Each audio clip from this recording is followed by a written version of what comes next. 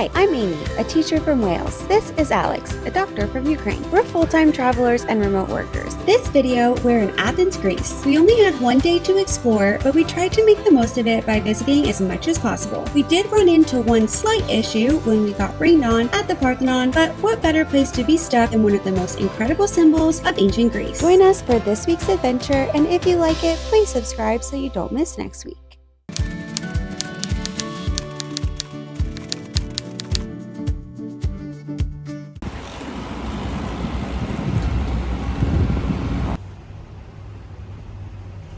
Good morning and welcome to Athens, Greece. We only have one day here, unfortunately, before we have to leave, so I will show you as much as I can in that one day with a couple tours planned. We're going to try to hit all of the highlights, which I know is impossible in one day, so let's go. This building was built by the Zappos brothers and it's kind of like the birthplace of the Greek Olympics the second time around. The first time around, not so much, but in the 1800s. And we're gonna go look at the stadium.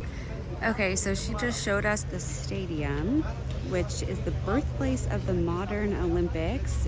This is Socrates, and on the other side that's being hidden right now, there is Plato, side by side.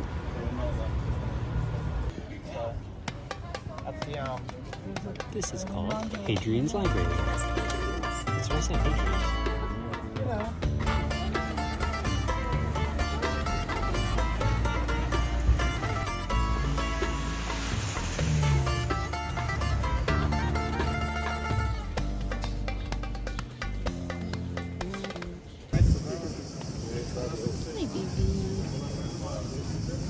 We just got back from our free tour of Athens. We learned a lot, lasted about 3 hours. We made our way to the Olympic Stadium, which was used in the 1896 Olympics. That was really cool. Had a really cool discus thrower statue across the street from it too, which is also where I learned my favorite tidbit of the tour, which is how a marathon came to be known as a marathon. Hi, Alex from the future here. We have now since left Greece, but I wanted to pop in to say that the story that I'm about to tell you is mostly incorrect. So I just want to give you a fair warning that I'm going to let you hear the incorrect story and then I'm going to come back at the end and correct myself. So apologies, maybe you'll get a laugh out of what I'm about to tell you, but I will make sure that everything that I tell you from the future is actually factually correct. There is a city that is 27.1.2 miles away called Marathonia, and this is a shortened version, but there was a battle there,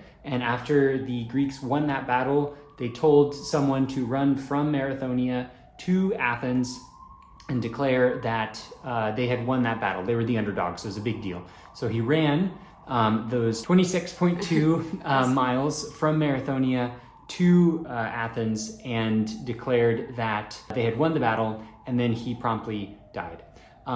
But anyway, that is why a marathon is 26.2 miles. So there you go. It's longer because the queen, but that's yes, there's also some controversy with the queen, and it's slightly longer than what he actually ran. But when they had the Olympics in 2004 in Athens, he actually ran, the athletes ran from Marathonia to Athens. The traditional marathon is what they had to run. I am going to read everything that I'm about to say from the history.com website to hopefully make sure that everything is correct. So if anything is wrong, don't blame me, blame history.com. The idea for the modern marathon was inspired by the legend of an ancient Greek messenger who raced from the site of Marathonia to Athens, a distance of about 40 kilometers or nearly 25 miles.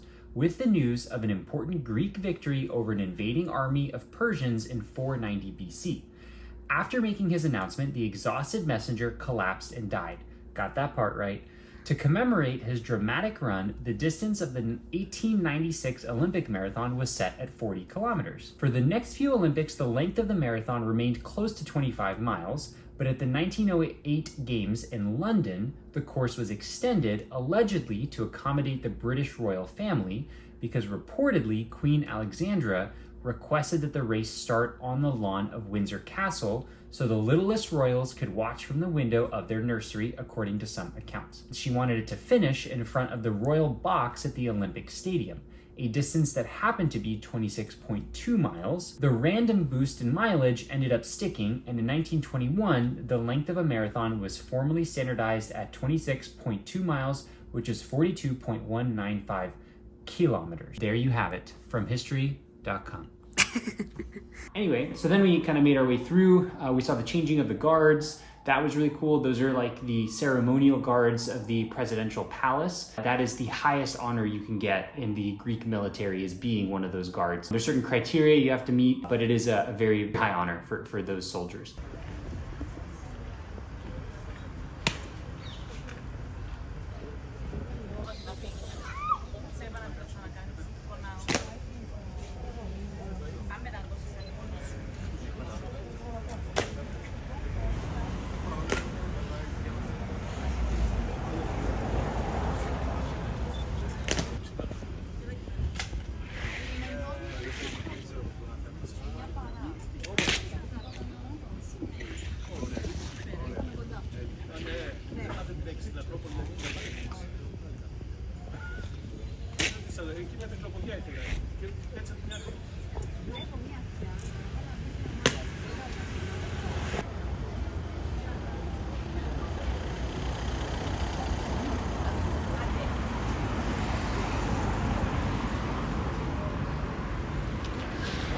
We made our way through the park too. There's a lot more greenery and green spaces in Athens than we were expecting, which is kind of cool for a big city. So kudos to the Athenians.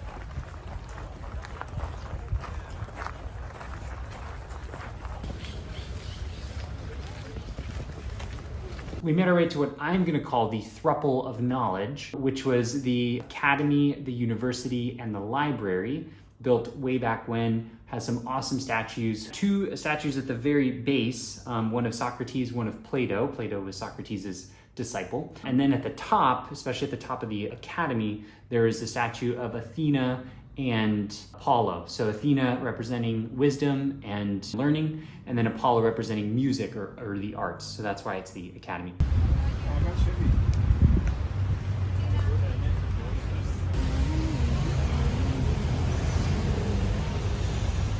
And then we walked around some more. We saw the Arch of Hadrian, as well as the Temple of Zeus. Now, unfortunately, a lot of these sites there's a lot left to the imagination due to how old they are and different wars and stuff, but it's still really cool to see these things that are, 2,500 years old. So now I pre-purchased tickets, which I do recommend, to the Acropolis. So we are gonna get ready, reapply some sunscreen, and go on our Acropolis tour.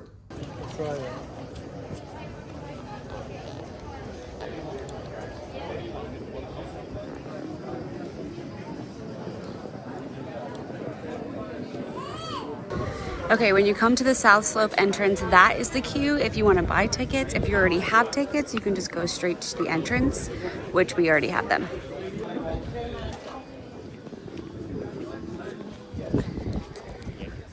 So our tour guide told us to enter from South Slope when going to the Acropolis, because you enter down here and you get to have this view as you walk up.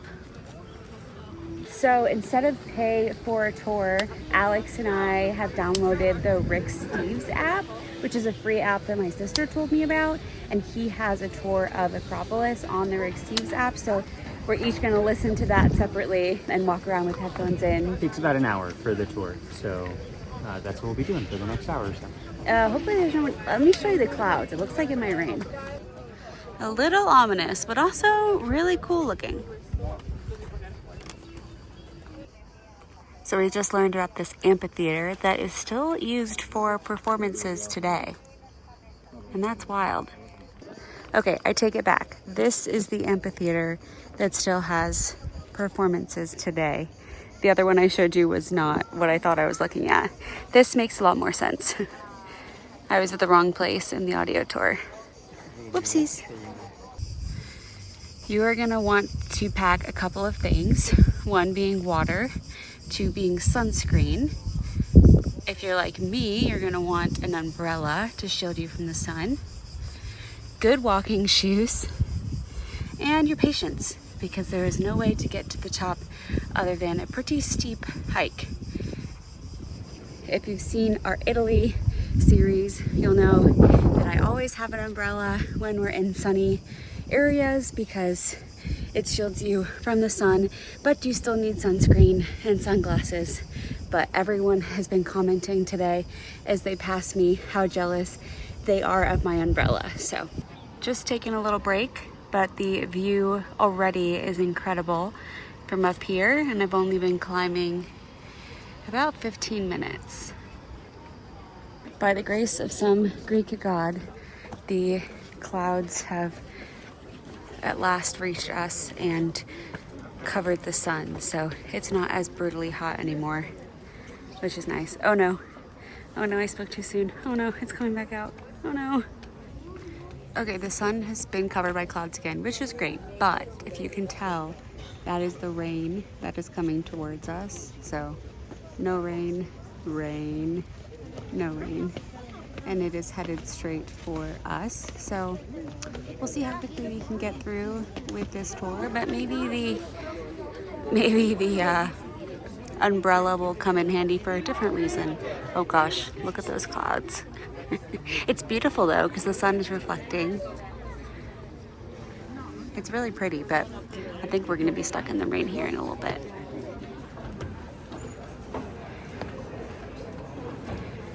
Something to keep in mind is a lot of the floors here are made of marble, so it can get really slippery, especially if it starts raining. I assume it's gonna get even slipperier,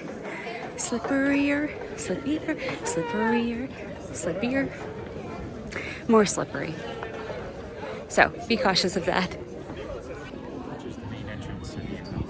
This is the Acropolis gate, which is the main entrance to the Acropolis.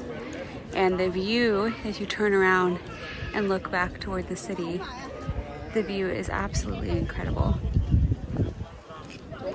Okay, once you reach the top, you're gonna see the Parthenon, the main attraction. And also this, I haven't found out exactly what it is yet. I'm listening to the tour and I assume they'll let me know, but it's also beautiful and right across from the Parthenon.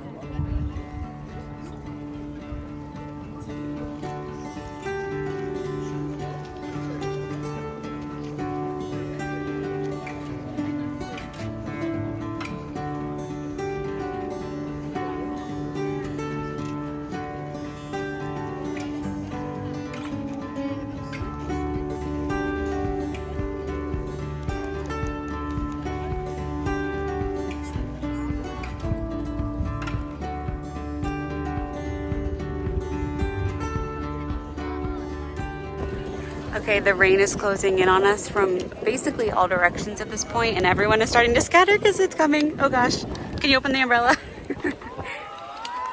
We're gonna have to hide underneath it together. Get off the slippery rock and onto the sand. Okay.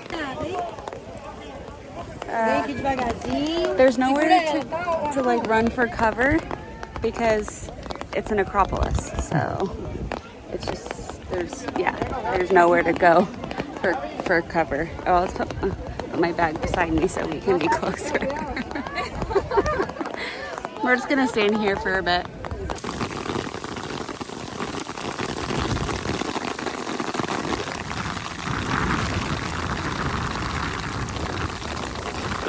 If you want to go to the tree, we could do that. I mean, I don't think there's really room for us at the tree anymore. Yeah.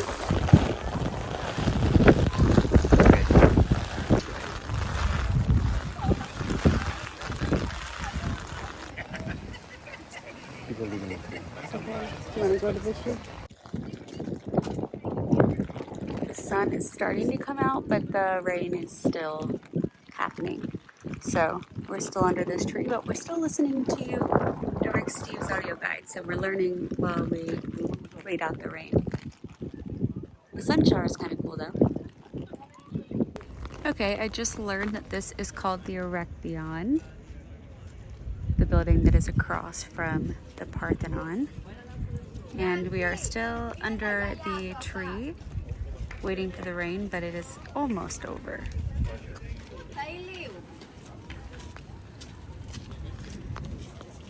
Okay, I think we can brave this rain a little bit. I'm gonna head over to the viewpoint. I made it to the viewpoint, and this view is super cool given the clouds in the back. Our audio tour said that you can see this flag from so many places in Athens. So before the rain started, I saw a lot of people going up here, up those stairs, so that they could look out the viewpoint behind the flag. But since the rain, it has been roped off. So I think maybe it's too slippery. I can't show you from the viewpoint, but you can kind of see that the view of Athens from up there is incredible. Okay, you end the Rick Steves audio guide on the other side of the Parthenon, and this view of Athens is also incredible.